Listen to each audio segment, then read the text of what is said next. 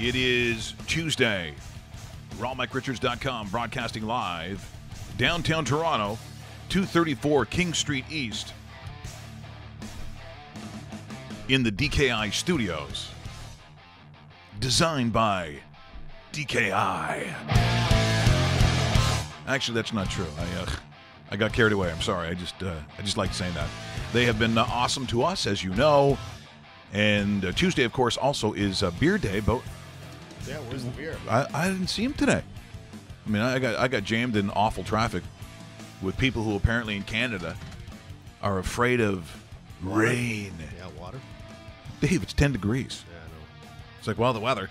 Watch out for the weather today. What, warm water? Get a grip, losers. Speaking of losers, that would be you, Cincinnati Bengals. I don't think it was a huge surprise, but the way they went at it, some of the football insiders are saying, don't call this just a heated AFC rivalry, because that football last night got a little closer to headhunting. I'm sure there's going to be some suspensions in a game where they just will not put up with that stuff. Gronk actually gets suspended, but I really don't know what he was thinking. I mean, I generally, Dave, tend to like the guy's act, but that was stupid what he did in Buffalo. Like, really stupid. And he tried to have an explanation for it, and it was really bad. Also talk NHL. Also have another courtesy of our good friend Liam McGuire. Another weird old-time fight. A lot of you liked it yesterday. Joe Bartnick had a pretty good line on it. We'll have to talk to him soon. And thank you for the continuing subscribing. And I guess for Giants fans, stop being so mad. And in fact, you should be happy now. Your slightly obese coach with the slick back hair is no longer going to bench your starting quarterback. It looks like Eli has his job back, but that's the good news. The bad news, it's still the New York Giants with no extra players. You know what I'd love to see happen with Eli? I'd like to see Eli win out his last 3 or 4 games. That'd be great. Just win it out and then leave. I'd like to see him on another team to see what it looks like. Oh, he will be on another team next year. He won't be with the Giants next year, but I'm just saying, screw him by winning and getting out of that 1, 2, 3 spot. Put him in like 5, 6, 7, and then off to Jacksonville with you, Eli. Is that what you think he would go? Absolutely. I would say right now, if there was a betting prop, 99% of my money would go on Jacksonville. Jacksonville will not have Blake Bortles as their starting quarterback, and Tom Coughlin's a massive fan of Eli Manning. Coached him for over a decade. Yeah, that is true too. They also have. I mean, look, they have some inconsistencies, but when you look at teams that are inconsistent, it usually boils down to, okay, so if you say they have a good defense, but sometimes week to week you don't know what they're going to do, it's the inconsistency at quarterback. I mean, they got Fournette in the background, or in the backfield rather. Yep. So you've got a ground game. You just don't have a guy who can get the ball out to those that matter. And look, you can find wide receivers. You can find, for instance, as they would call in the business, you can find a one. Yeah, you can find a one, and they have 2 guys that are on the that are on the IR right now. Allen Robinson is very good. Allen Hurns is pretty good. Marquise Lee's turning out to be a decent tight inside receiver. Mercedes Lewis is an okay, serviceable tight end, and you're right. The wide receiver position, you could literally go into any draft year, select a wide receiver in the 4th and 5th round, and he'll start for you because there's that many out there. Dave, I think you could go into a Sobeys in a certain and find yourself maybe a 2 or a 3. It's just how the position is. There are guys you can find. It's like, for instance, the I don't know, your offensive line. Trying to find guys, healthy guys who are of that size, who have the good feet, who have all that athleticism that they do have. It's finding an offensive lineman, to me, which is the real struggle. But if you've got that, you can do a lot of things. And the pieces that the Jags have, aside from having the worst uniforms in professional sports, I don't know. That's right up there, right? Is it the helmets? It's like they were running out of gold or something, and they said, just finish it with black. No one will notice. Yeah, nobody will notice, exactly. but everybody notices. Just pick a color though, right? I mean, if you I want to don't go with get the it. matte black, then go with the matte black. That's fine. Okay, I can show you maybe a challenge to the worst jerseys, even though we do have some disagreements with one of our insiders who I think went to the school. Roast beef, see if you can find the University of Maryland football jerseys, the helmets, whatever it is, because for years they looked like they were red and white. Mm-hmm. Right? It was very standard, very classic. It was sort of the red and white version of what you saw at Penn State. And look, in college uniforms and unis, I don't mind straightforward colors. Yep. Kind of represents what you are, right? Is everyone together? There are some schools who don't have the names on the back. That's right. I kind of like that. Yep. I kind of like that. But if you see some of the, you have to get one where you see the helmet. The helmet is... Oh, yes, I do remember it will this. challenge. Yeah. You can get slightly nauseous by looking at it if you look at it too closely. Because they want it to be their state's flag. What? Okay, look, there's probably 27 colors on that helmet. They're gross. I don't get it. And guess what? They don't win very much either. So they kind of match the uniform. I got it. If you want to throw up, look at the unis and then watch them play. They used to be so good at sports, Dave. Their basketball program used to really challenge. Sure. Right? They used to challenge in the ACC, and that's years ago. But man, oh man, we'll get to that. Of course, the football playoffs have been decided as well. Mm-hmm. So there's always people who are mad. I don't know. I think for the most part, the committee does get it right, and there's people that can make arguments and pretty decent ones when you start talking about USC, when you start talking about Ohio State. But Ohio State, to me, they shot themselves in the foot. That was them not winning games that they should have. I mean, if Iowa just blast you out of the water, I'm sorry, you're probably not going to go to a national championship. So we'll get to that later.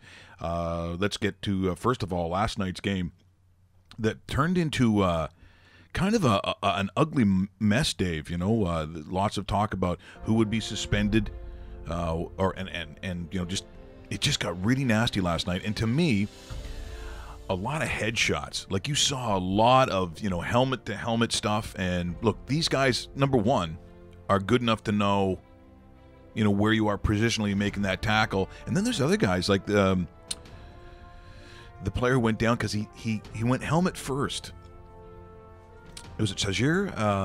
Ryan. Yeah, the linebacker for the Steelers. But you tell guys, seriously, to not go in with your head down and a helmet first. Right. Number one, you get a good chance of sparing and getting thrown out. But Sure. But from a tackling perspective, you played football. We don't teach you. We keep you to tell you get the head up and the shoulder goes first. Yeah. And so, no surgery, but geez, Dave, he rolled over and started holding the base of his spine, and I almost threw up. Yeah. That made me really, really nervous. It kind of put the shadow on the entire game, because that's all you were kind of thinking about, right? That's it. And even the broadcast team, you kept on making references to it, and then I was like, oh geez. And then you read some of the comments on Twitter about, is this guy going to be able to walk? Is he, just any kind of emphasis on that. But man, that's the Steelers and Bengals have played some really dirty games in the past. Yeah, and that division kind of lends itself, but between the Steelers, Bengals, and Ravens, the Ravens too. The Browns aren't part of this equation. No, back in the mid '80s. Yeah, the Bernie Kosar. That's awful. How far back? But they used to have a reputation too of having some great defensive players. Now they don't have great anything. They don't have to. Yeah, they haven't had to worry about that for the last decade. So it's who knows? It's too bad. It's I do remember a time where the Cleveland Browns were actually a playoff team. Yeah, that was the first version of the Cleveland Browns, but that's a while ago. So we're going to go through. We haven't done this in a while. We'll go through sort of who we believe and not believe in, because that's sometimes this year it's a little bit of a convoluted list, but I think you're starting to see, Dave, a little bit of separation from the teams who I think really can do something. At least I believe, and there's more of them in the NFC than there are the AFC. Let's just put it that way.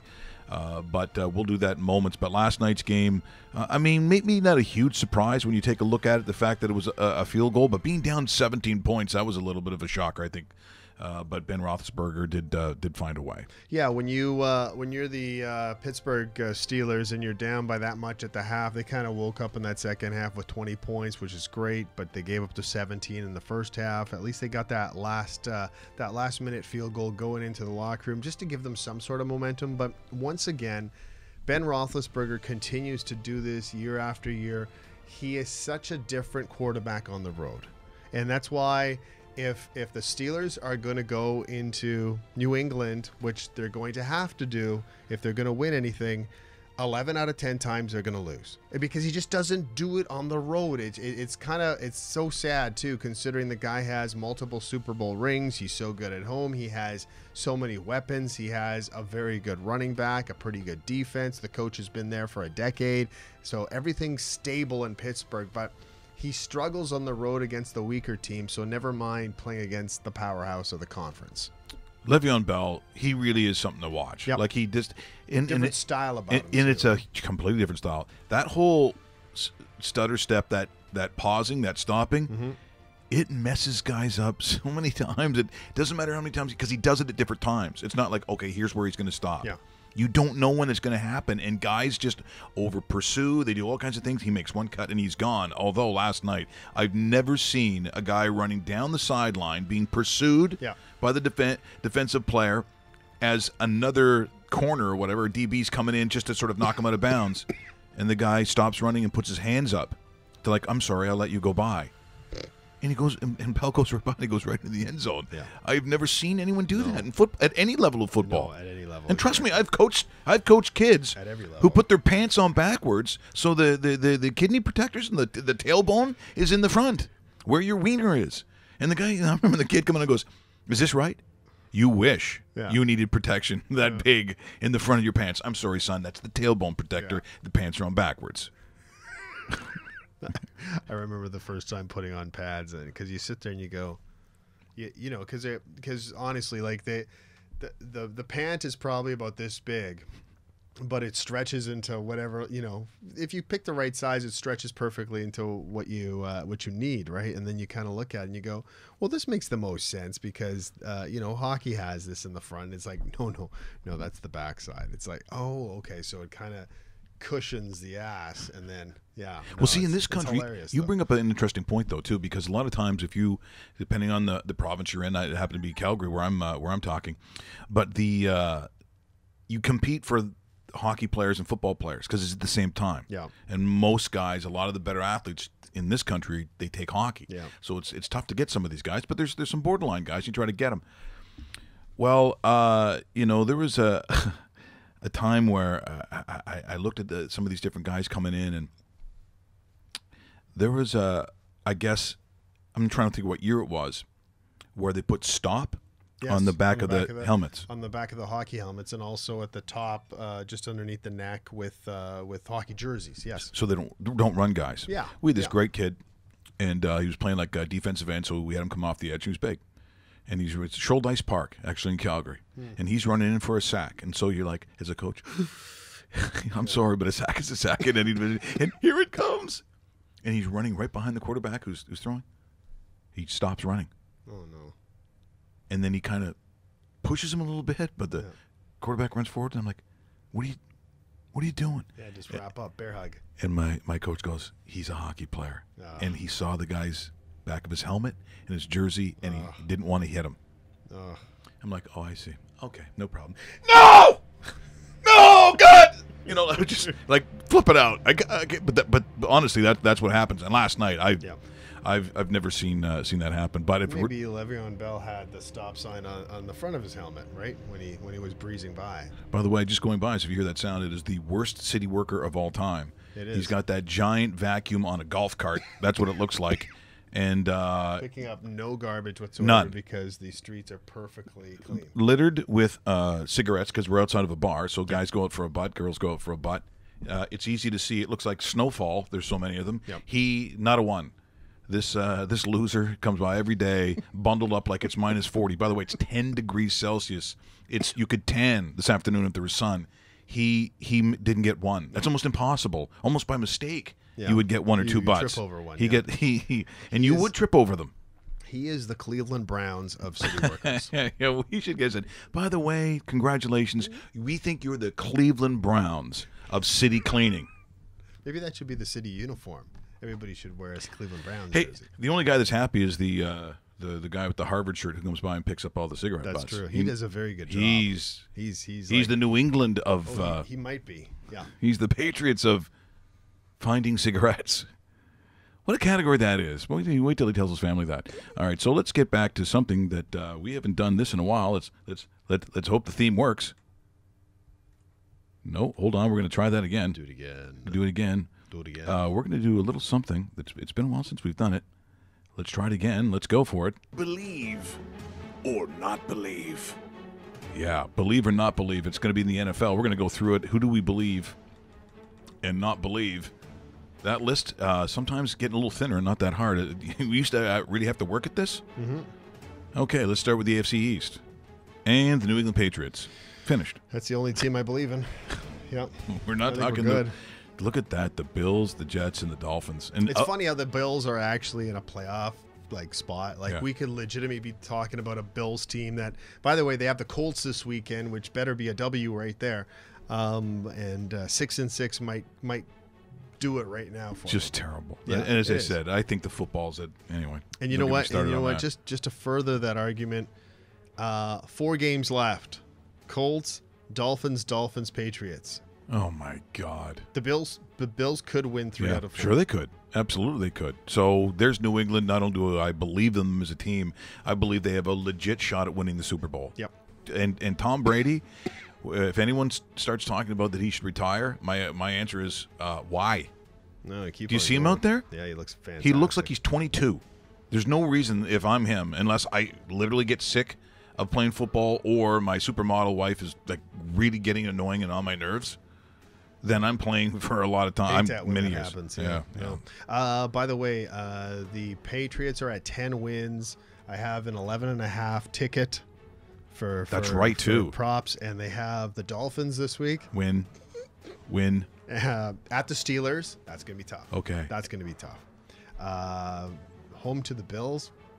Okay, so they're covered. And home to the Jets. Okay, so you're getting it. It would take a disaster for that not to not happen. So AFC is done. AFC North, I mean, again, there's only really one team, and I'm not so sure that I completely, if I'm talking about believe, so in this criteria that they can move forward in the playoffs, they do it in the ugliest of ways. So I guess I'm going to say Steelers believe, but it's like a 50-50 believe. Yeah. It's a shallow belief. I'll give you that. And you know what? This is going to sound funny, but I'm starting to half-heartedly believe in the Ravens. And it's only because I've seen this before. I've seen the Ravens coast, and then in December they start rattling off wins, and they excuse me themselves into the playoffs, and then all of a sudden they make that first upset. And you know what? When you look at the matchups, you don't think the Ravens can compete with the Titans or whoever comes out of the West is the Chiefs or the Chargers. I mean, a lot of excuse me's could happen, and this Ravens team might be able to do something. It's really funny, too. I don't know if you saw Joe Flacco this weekend. On the podium, he was dared to eat the W like Jameis Winston. So he's sitting there, and he goes like this, and he has to twist his fingers, and he goes, and he starts eating the W. And it like, Rusty, if you could find that, it is very funny because it's Joe Flacco, and he's about as straight-laced as it gets. Yep. And but he was eating the W at the podium, and it was a pretty good laugh, actually. Bengals head coach Marvin Lewis, does he last the season? Is he asked back, or is he gone? He lasts the season, but he's part of Black Monday. And Black Monday is going to include a whole list of coaches we'll get into in a bit, but Marvin Lewis is part of that list. And by the way, the other Ohio coach is also part of that list because the 0-12 Browns, you know what? They're on a collision course, and I like it. They have the Packers, Ravens, Bears, and Steelers to go perfect. Now the Packers are going to Cleveland. The Packers should win this game. It's still Brett Hundley, but sometimes the Packers seem to play down to their opponent, and they go to the Bears. So do they go to Chicago and win? Probably not. No. So we could be seeing a perfect season. That's hard to do. They're not going to be but the Steelers once again, or Ravens. Yeah, that's people don't think that's good. It's very good. Fantastic. It's very good. So AFC South, a little bit of a train wreck, and everything has gone wrong in that division. A Colts team with no Andrew Luck. I'm looking at some of the coaching decisions too. I'm not big on what happens with the Colts. The Texans literally lost their season the first. Like it just, their quarterback. Watson left. Yeah, and then you had when you had J.J. Watt. I mean, just everything that could go wrong did, and that's a lost season. So you have the Titans and you have the Jags. There's been huge inconsistencies, a very slow start for the Titans. Do you believe in either one of those two? I believe in the Jaguars more than the Titans. I agree 100%. And I'm a Marcus Mariota guy. I do too, but if I'm push comes to shove and someone said you have to pick one, it's the Jags. And the reason I love the Jags is that defense is fantastic. They're averaging about 14.8 yards against, points against in a game. It is terrific. They're going to have a nice test this weekend coming up. We'll see what happens. But if they win this division, I would go as far as saying if you're going to go showdown with Pittsburgh and it's Jacksonville, if Pittsburgh comes to Jacksonville, they lose. If Jacksonville goes to Pittsburgh, Jacksonville loses. That's how close that is. And guess what? They're ugly games too. Yes. Those aren't ones you're recording for the ages. Speaking of not for the ages, what an awful AFC West. And if you had said that to me maybe a year beforehand, number one, I would have seen what was going to be probably, I thought, an awesome season for the Oakland Raiders. I would have seen them competing with the New Englands of the world, with the Steelers. That has not happened. The Chiefs, literally tied for first place, which is disgusting. They've lost their way. Yes. To the point where I know Andy Reid, they're not going to let him go, but I look at where I think he's lost too. Yeah. He's made a huge coaching decision in not calling his plays, giving it to somebody else. Like that's just a huge red flag for me. And then you look at the Chargers, who probably weren't supposed to be that great. They're in that mix, but if push comes to shove, I'm probably would go Raiders maybe, but I'm hoping for Raiders. Here's what it looks like. But if I'm being honest, yeah, believe it or not believe, I don't believe in any of these teams. No, I don't. Not either. one of them. Not one of them. Nothing makes the card. Here's what the Chargers look like. They have a heads-up matchup coming up next week with the Chiefs.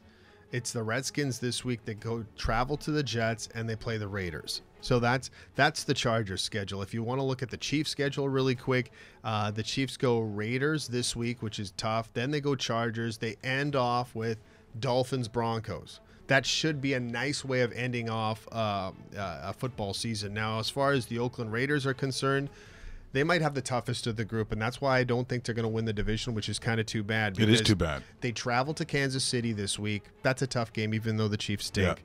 Yeah. They host the Dallas Cowboys, which you never know what you're going to get sometimes with the Cowboys. I'd still say the Raiders probably win that game. They have to go to Philadelphia in the second last week of the weekend, and that's going to be tough. I think that's a loss. Yeah, I think that's a loss. Exactly. I mean, look, Philadelphia blew that game the other night in Seattle. They're the one. They know they should have played so much better. They made some bad decisions and some kind of goofy Seattle luck, and they end up coming away with nothing. But don't say to proud athletes that that's representative of how they play. I think the next team's getting I don't care who it is. Yeah. Who do they play, by the way? Do we know who they play the next week? Who's that?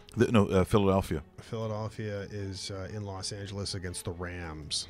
Oh, okay. Well, they did not get a break there. No, they didn't. That's why when we get to the next conference, Philadelphia may not be the 1 seed when everything's said and done. Oh, Dave, that's foreshadowing. I know. You've got the Eagles at 10-2, who I do believe in. You've got the Dallas Cowboys at 6-6 that I don't believe in. I don't think that they have any consistency. You lose Zeke Elliott, I understand that, but there's some other things they've done that were not worthy of seeing them go on. The Redskins are a picture of inconsistency. That game they played against the Cowboys was awful. Yeah. They were just terrible. And, of course, the Giants are a no-show. So if I'm looking at the NFC East, I'm only taking the Cowboys. The Eagles, rather. Yeah. I agree with that. They're going to walk away with it. They continue to walk away with it. They have a pretty tough schedule when you look at a game against the Rams in Los Angeles. They're home to the Giants, or at the Giants, which should be a cakewalk, but you never know what you're going to get with a team that doesn't have anything to play for. Raiders and Cowboys is how they end off the season. NFC North, which is interesting, but it could have been fantastic if you didn't have a Aaron Rodgers-less Green Bay Packers. They're 6-6, and Now all of a sudden the rumors of, well, geez, is Aaron Rodgers going to be good enough to come back if he can do the last 2 or 3 games of the season? It's just a rumor at this point, and I guess it probably depends on what the Packers do this week, because if it's lost, then I don't think you even why would you bring him back? But that is an actual rumor. The Lions are so inconsistent, 6-6. That's exactly what their record reflects who they are. And you have the Vikings, who to me, one of the best in the NFC. They're one of the best teams this year in the league. Full-on belief in the Vikings. This is not a fluke. And by the way, for Case Keenum, who people keep referring to as the third-string quarterback, well, he's their starter, and he's the one who's taken this team. I'm not saying that even compared to the other quarterbacks on the team, but guess what? Right now, it doesn't matter because Teddy's not playing, and Sam Bradford, I'm going to put my franchise in his hands. I don't think so. I'm really happy for the young guy. This is his team. So guess what? That's not a third-string quarterback. Sorry, it's just not. Yeah, that's just the way it works, exactly. I believe so much in the Minnesota Vikings that it will surprise me if the Vikings aren't in the Super Bowl. That's how. I agree with you, Dave. And I agree. And it's a great conference, Mike, because you have the Eagles, you have the Saints, you have the Panthers, you have the Falcons. We talked about Minnesota. We love the Rams. The Rams are a fun team to watch. Absolutely. I hope good things for them. And then you have that Seattle Seahawks team that nobody really likes. But guess what? At 8-4, they're going to be in the mix too. So it's a very tough.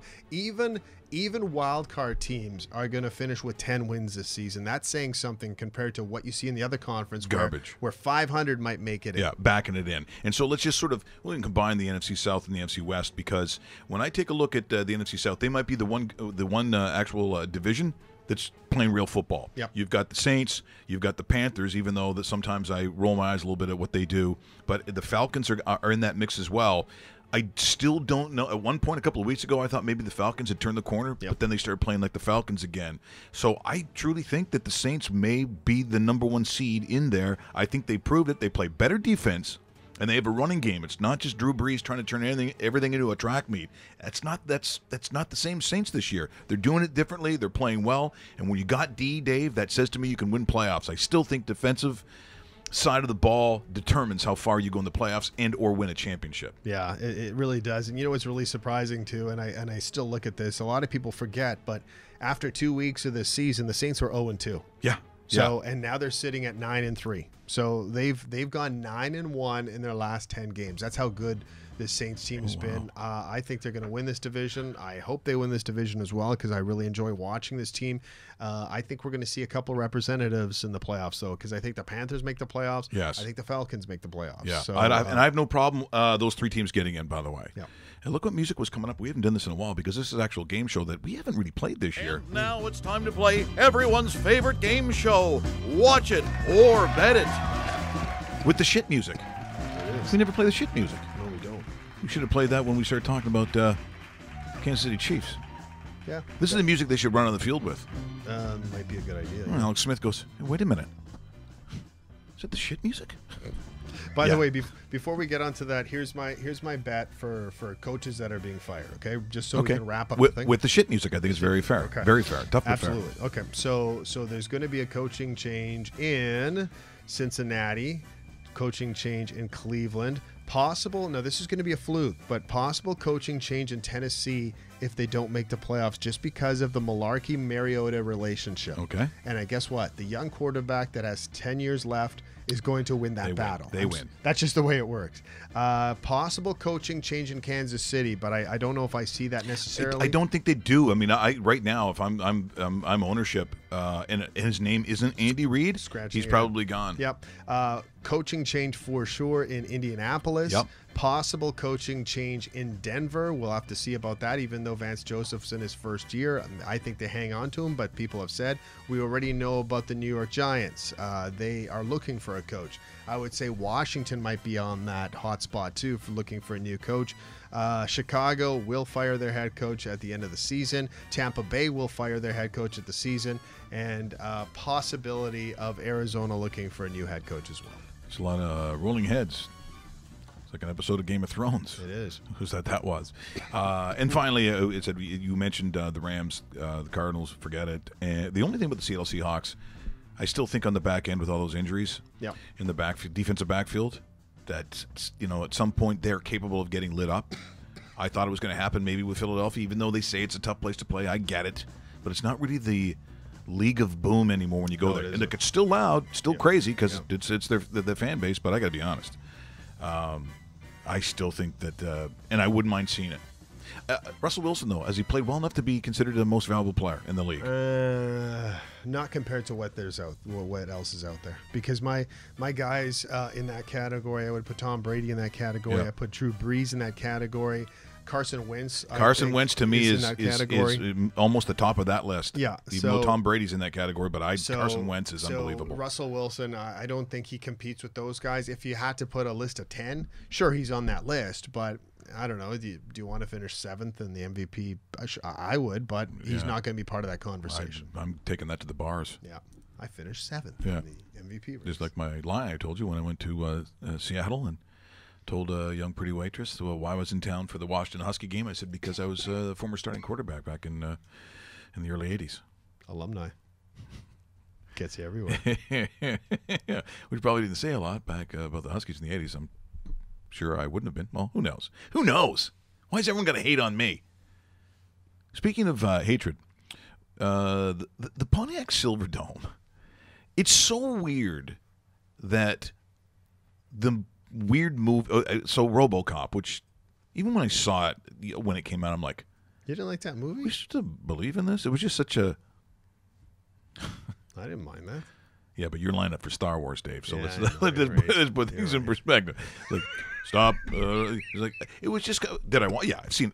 Ask me if I've seen it 20 times. See? Of course I have. I'm a guy. There's guns in there. Things are blowing up. Heads fall off. But Detroit is starting to emulate, really, over the last probably decade, what RoboCop was supposed to be in the futuristic Detroit.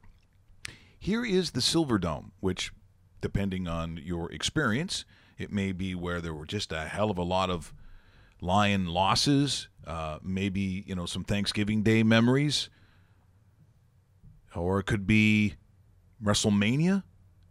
That was the best event the Pontiac Silverdome's ever had. WrestleMania 3, right? 93,000 fans packed in to see Andre versus Hogan. Yeah. And Hogan slams Andre as the slam heard around the world, but a lot of people forget about that was also the same card as arguably the greatest match in wrestling history between Ricky the Dragon Steamboat and the Macho Man Randy Savage for the Intercontinental Championship. Ooh, yeah. Exactly. So you look at that and that event itself, it was awesome. Like I remember watching that on pay-per-view and renting that and going, wow, just this.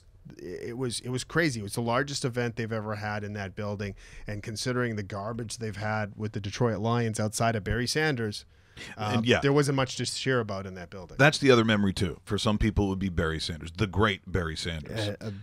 I think, in my opinion, the greatest running back I've watched. Detroit has become famous for what they call urban exploring, where these people go into these abandoned buildings. And there's a lot in Detroit. Yeah, and there's a ton. It's an industry, but you could die doing it. Some people go in because they want to take the pictures of all these unbelievable facilities and buildings that are empty. The Silverdome, they wanted to implode it for obvious reasons. It's not used anymore, and this is what happens. Now, urban explorers got into this, and you see a lot of this on YouTube, but here's a couple of guys who sneak into the building. And it's just sort of eerie as you look at it in a RoboCop-like fashion, where the one guy whispers, WrestleMania 3, and get a load of this post-apocalyptic, literally, Silverdome in Pontiac, Michigan. WrestleMania 3. How do you get up there? They got it all fenced. Look at it. Oh, there's an opening up there. That's what it looked like. Because it wouldn't be imploded. This was the reason they were going to take it down. So let's just go back here for just a moment. And if you go to the first attempt, which was a couple of days ago. Yeah, it was on Sunday. I don't know who the demolition people were, but perhaps cocktails were involved, because the idea is that the building fall down.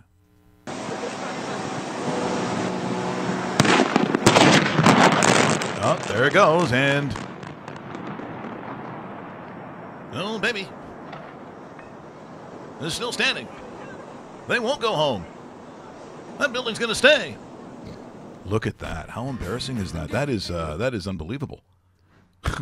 Like if you're sitting there, Dave, and you know what those contracts would look like. Oh yeah, We go to Bastel, bombing and exploding, and they go, good company. what the fuck was that? I thought you've done this before. It's still standing. It's still standing. And then they got it right. This just literally Yesterday. 24 hours ago. This is the moment you were waiting for. I think this comes from, this might actually be Global News who got this, because this Bastel bombing and exploding is what it's supposed to look like.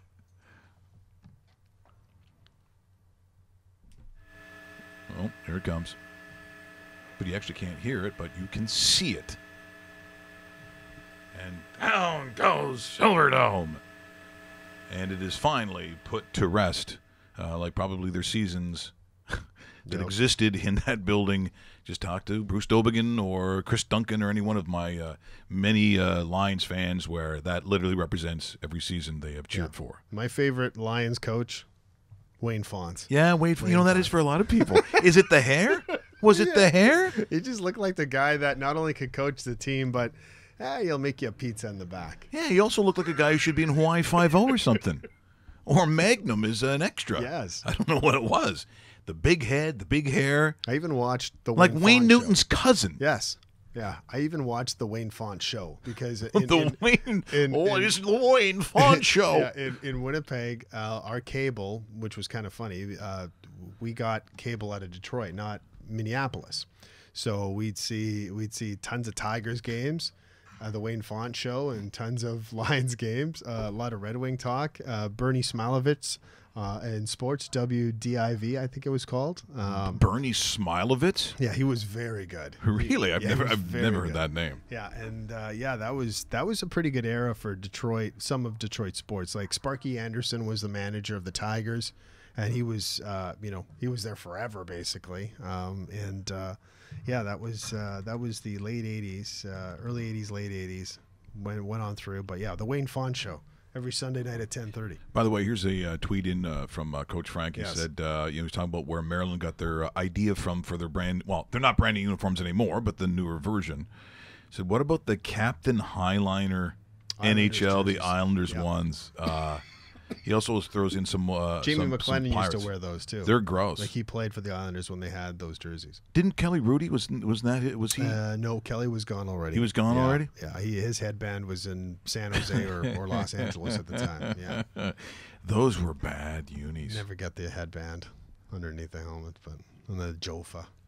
It You know was- what people are calling Jofa to Yofa? It's like, when the hell did Jofa become Oh, Yofa? Dave, don't get me started on loser people all of a sudden know how to pronounce things that have never happened before. Like You're gonna pronounce Coho differently too? well, it was, who was it? It was the golfer out of Colombia, the blonde-haired guy. I think they called him the Spider.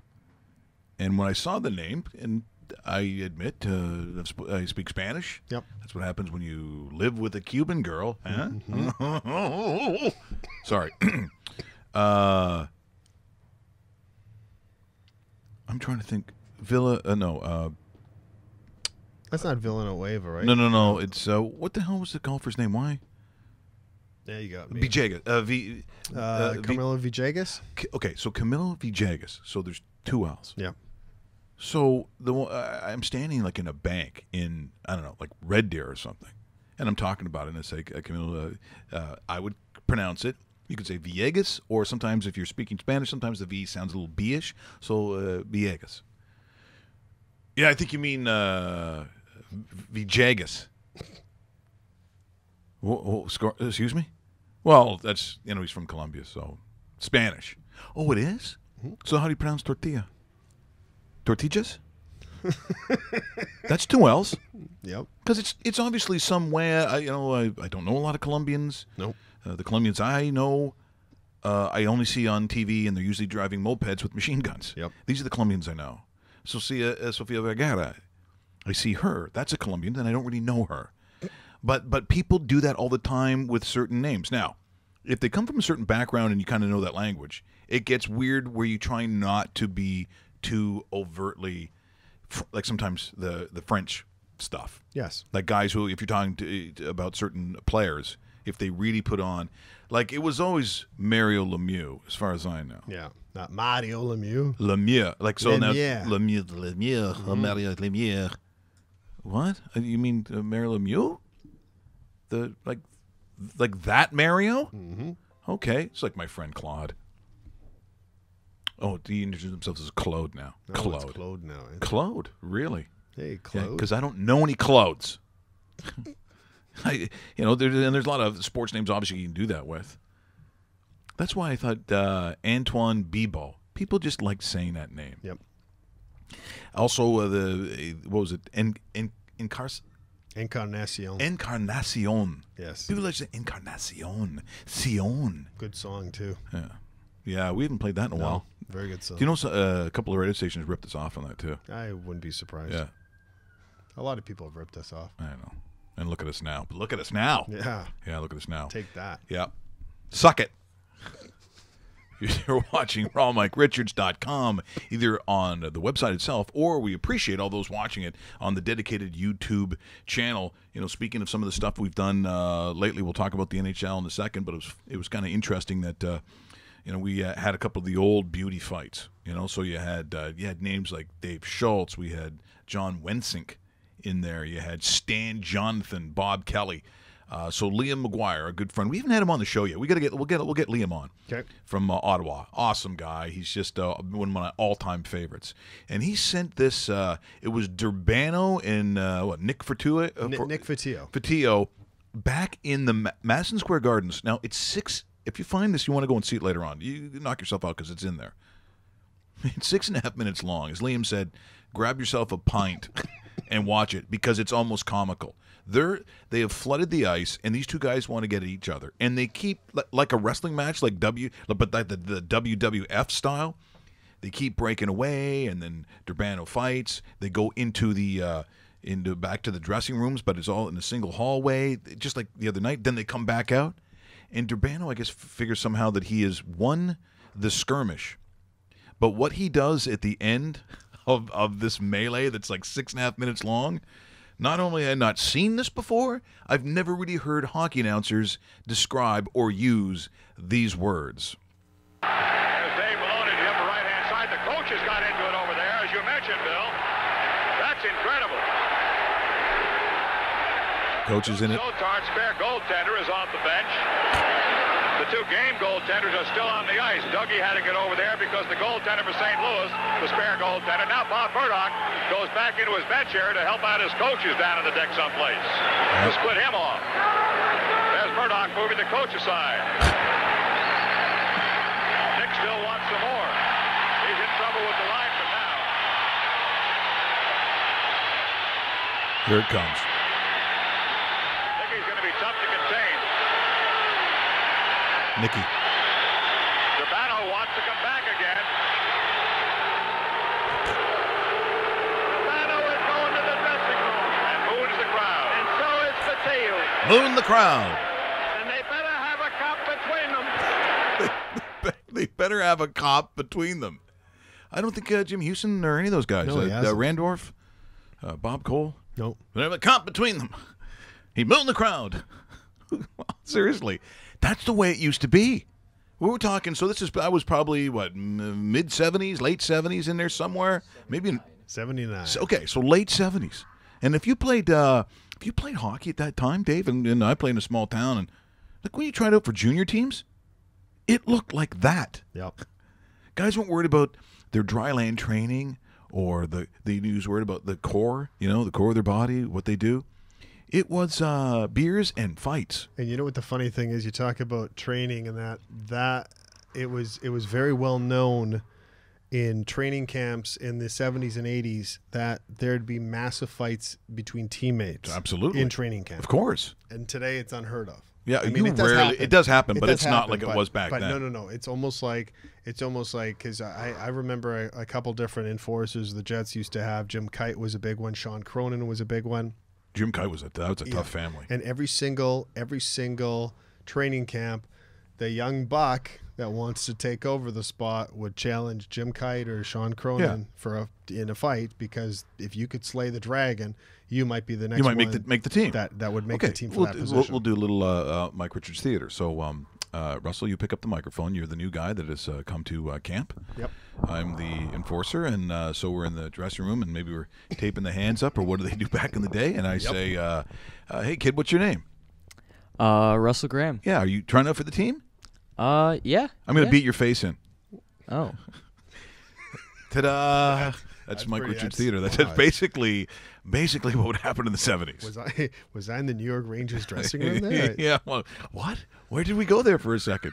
Okay, if we're gonna get idiotic, then I want to show you a picture right now. This is a certain father, Russell, that has made a decision for his son, who is a scholarship athlete. So right now on camera, if you are watching on YouTube or the website, ladies and gentlemen, the biggest idiot in the world. What a complete ass. I've never, I'm trying to think of when people have had parents that, they get bad decisions. Sometimes there's innuendo. Has there ever been a bigger dick than LeVar Ball? No. I just don't know. I mean, there's been some, I know with the Lindrosses, they used to, sort of whisper things. I know that Vince Carter, I think for all wrong reasons, they got on his mom here in Toronto. I just can't think of an equivalent where I've seen such a bonehead make such a mockery of his own children. And so now he's decided that Jello, which is what they call him, that he is not going to be available for UCLA.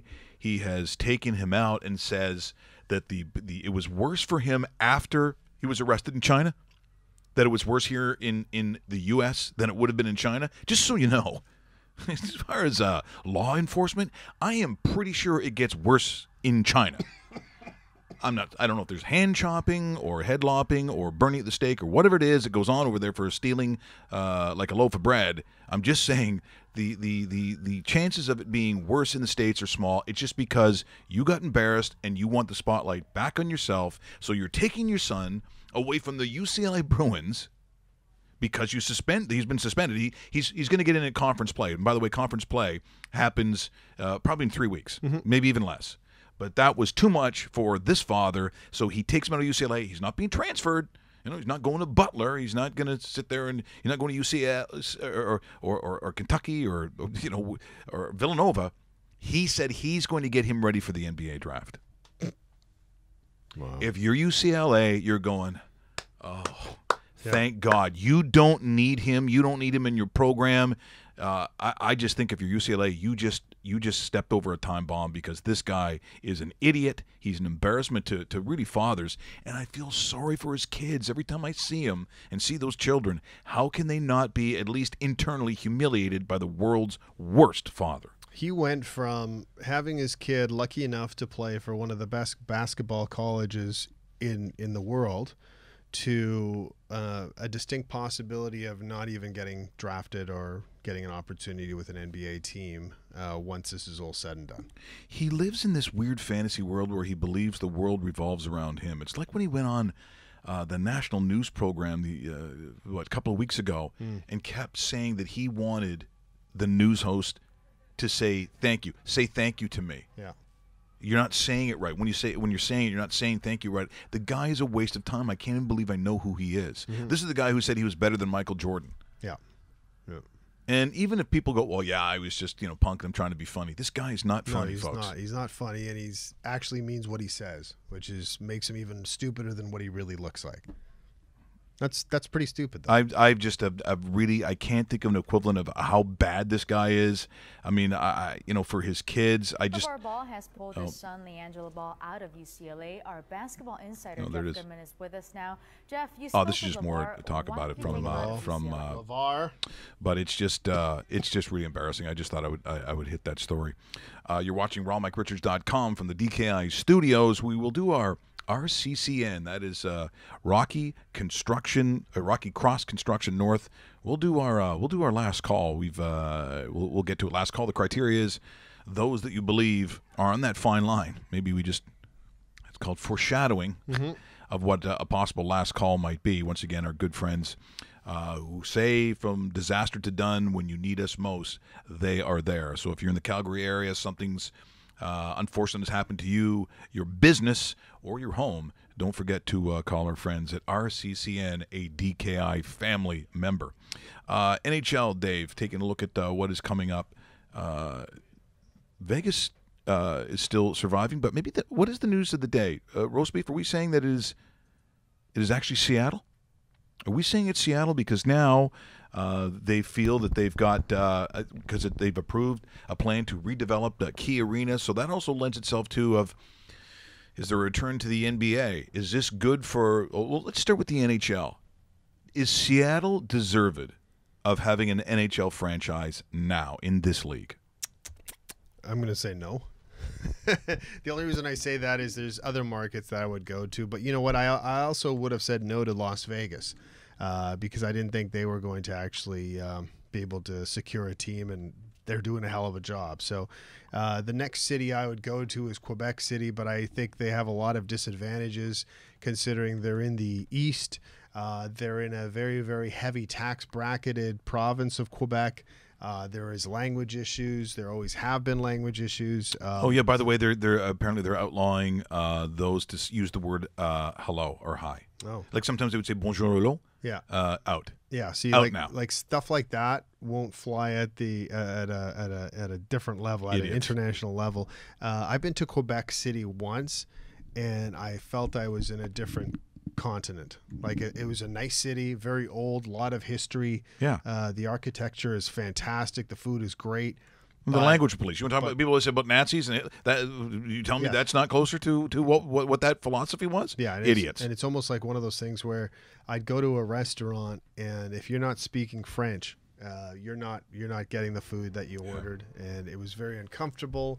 Even when you tried, it almost seemed like there was like a mockery made of it. And it's not like I'm ordering something that's so high profile. Outside of a steak. A steak should be the kind of name like Le Beefsteak. It should be able to. Dave, all of a sudden I was in Paris with that accent. Felt like it, eh? It's. I had a really good assignment because that was the assignment where I was sent there to do a sit-down interview with Patrick Waugh before he was inducted into the Hall of Fame. That's cool. Yeah, it was really cool. So we went off to Le Colisée, where the Ramparts were playing. And of course, at the time, Patrick Waugh was everything Ramparts, coach, general manager, owner. Yeah. His kid was on the team. And I remember distinctly going down, saying hi to him during practice. He knew we were coming because we set this up in advance. And he says to me and the camera crew, producer, we were like a 3-4 man team. He says, go up to my office and set up everything you have to do and tell so-and-so, his secretary, that it's okay. So we go up there. He goes into the office.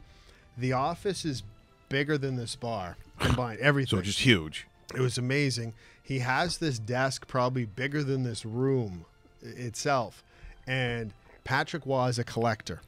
So he has his gold pads, his jerseys, sticks from other people he've played. Like it was a shrine. It was, yeah. Was, I called it like the Patrick Waugh Hockey Hall of Fame because that's how good it was. And, you looked at everything and you're like, wow. And, we set it up. He did an awesome interview. I was there with him for about a half an hour, but it was a very cool experience. But the city itself, really tough to navigate and get through if you didn't know the language and you didn't know the surroundings as well as, I did. I'm more of a Montreal guy than a Quebec guy. I've been to Montreal probably about 20 times, but Quebec once. Nice to visit. Don't know if I'd go back anytime soon. Yeah, well... So you think from a hockey point of view, Mike, if you're moving your family and you're a 22-year-old, 23, 25-year-old American guy from Ohio, and you're moving your family into Quebec City for 6 to 8 months of a year, that's tough. That's tough living when you're sitting there for over 60% of the year in a city that acts like you're somewhere in the middle of Europe. Yes, of course. Welcome to our restaurant. Is that your dog? Does your dog bet? I mean, that was a great scene. I still laugh. Oh, that's the best. That's not my dog. Yes. I am an officer of the Leo. You're a what? Of the what? An officer of the Leo, of course. French music is weird, though. Russell has no idea what we're talking about. It's not even what I'm looking for. No. So, Russell, what do you think? Seattle team, good? Yes or no? Would you vote for it? For me, I really think it's between them and Houston. I think balancing out the Western Conference and the Eastern Conference is what the NHL wants to do. One more team in the West, whether it be Seattle or Houston, will balance it out at 16 teams each. Yep.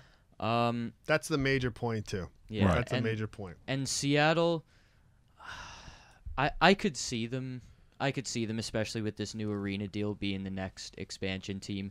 Quebec, because they're already ready, they know they could plop an NHL team there whenever they want. I kind of look at Quebec more as a relocation team more than an expansion team. But I So wouldn't mind. so let's not skip over that point though too, because it's a valid point. Because I know Gary Bettman doesn't, I mean, he'll keep teams where he thinks he wants to keep them. I mean, that Arizona thing has just been a nightmare. But if we're talking about teams that legitimately could move and would move, that Florida Panthers. Yeah. That's the number one team. If you're moving within the Eastern Conference. So right? does Florida go to Quebec, and that would make sense? That would make sense to me. That's the most likely team. The other team too, Rusty, is the New York Islanders and the stability of the building. Boy, that has been so bad. And I thought it would be so much better than what it was. It's sad to think that, because I grew up watching an Islander dynasty and thinking, how the hell could you possibly move a team out of the New York area? I know it's not Manhattan, but it's still considered, if it's on Long Island or if it's in Brooklyn, wherever they decide to put it. Because the thing is, the lease is up at the Barclays soon, and then they have to decide where they're going to go in the meantime, and they haven't put a shovel in the ground to build something new yet. But all of it has been a disaster. I mean, you think about it. So years, when this was coming up, and you realize that the Islanders were going to move into the Barclay, and then all of a sudden the New York Nets were going to become Brooklyn, and all of a sudden Brooklyn.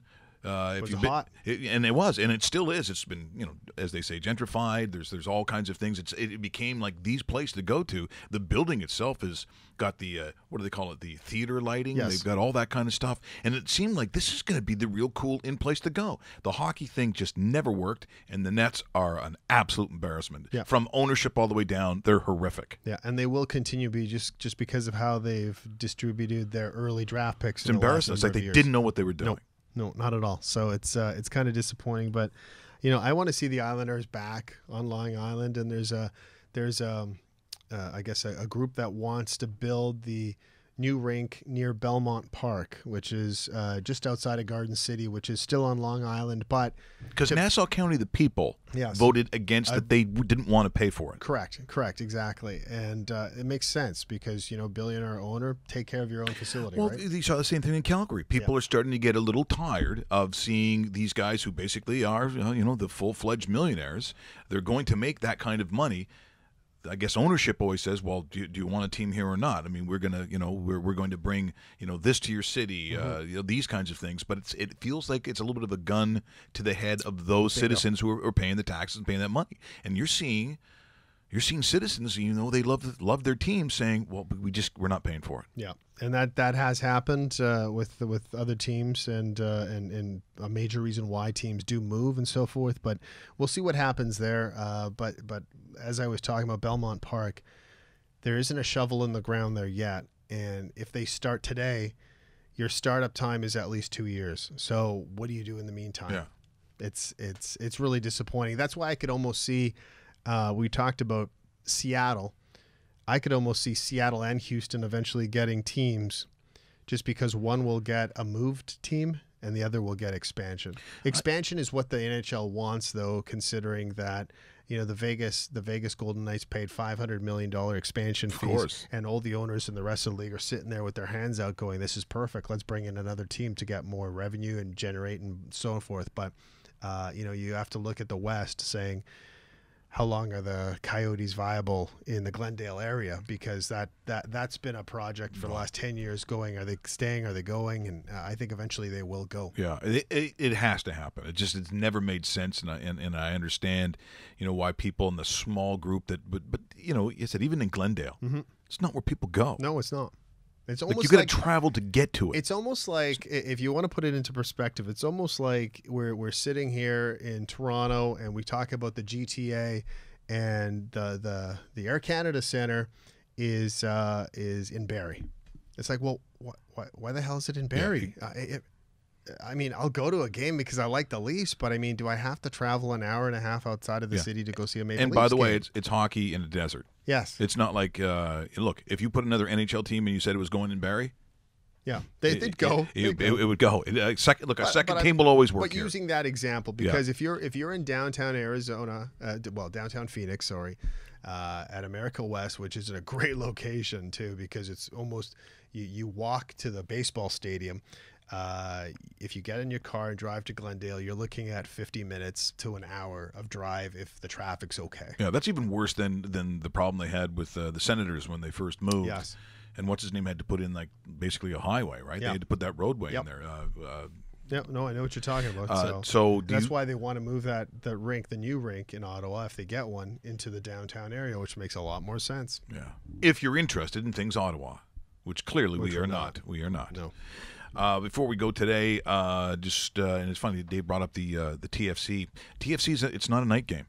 Nope. It's 4:00 in the afternoon, and I don't believe that you're going to see a TFC loss. I mean, it's unthinkable to me that they'd come all the way back. I mean, almost that clock coming all the way back around. It's a Groundhog Day. Yep. It truly is a Groundhog Day championship. I just don't see them missing this time. And a draw, where some teams, and historically they think they can, a draw to push it over. For some, that actually is. I'm sure the Sounders are probably thinking that. There's no way this thing can go into extra time. Just no way. They gotta take care of business in 90. Yeah, we'll talk about that and something else too that came across. I would say my desk. Yeah, like I have a desk. The term chav, CHAV. Does it mean something to you? Do you know what I'm talking about? You know what I mean? A chav. Apparently, here's a picture. If you're watching the show, you know those little spiffy dudes that get dressed up in sort of the sporting clothes. You see it in English movies all the time. Sometimes it's like an undershirt, and then they're wearing like workout pants. Or sometimes it's like the zip up all the way to the top, with the Adidas stripes on the side. And apparently they're little buggers, they're little bastards. So in northern England, they're called chavs. Well, in a scene that's not from a TV show, this chav goes up to this guy who doesn't look all that threatening, and in one of their how the row housing that they have in a lot of those areas, it's really kind of confined.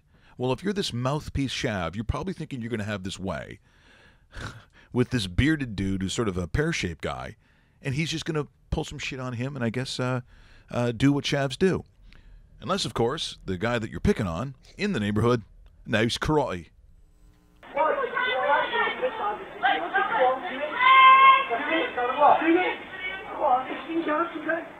So he pushes him.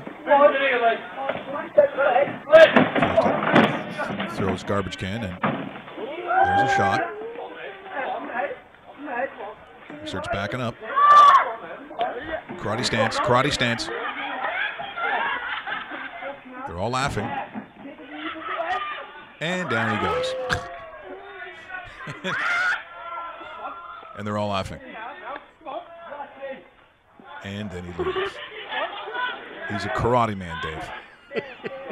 It just goes to show you. See, it's like Russell just going off into the sunset. Do you know what karate, Dave? No, I'm more of a taekwondo guy. Well, you have two girls, so I would suggest at some point learn it. I've always wanted to do that, though. Have some sort of martial arts move and just the finisher, right? Just oh yeah, have him go down. It is time. By the way, tomorrow a very special guest, courtesy of our good friends at Epilepsy Canada. It's a very emotional story, and we'll bring to light why that we got involved, and of course we have Aiden's Drive, which is going to happen again up at Hockley Valley. Dave and I will both be involved in that. If you want to get in that tournament, we'll certainly have more information on that tomorrow as we represent Epilepsy Canada, and we'll have Brett in studio. She will tell you an incredible story. And once again, I think around Christmas time, you think of those that have fought their way to live a life where they can enjoy a Christmas. And you're going to hear that tomorrow. So we look forward to having Brett in studio, amongst all the many other things that we do here. Join us tomorrow. Remember to subscribe.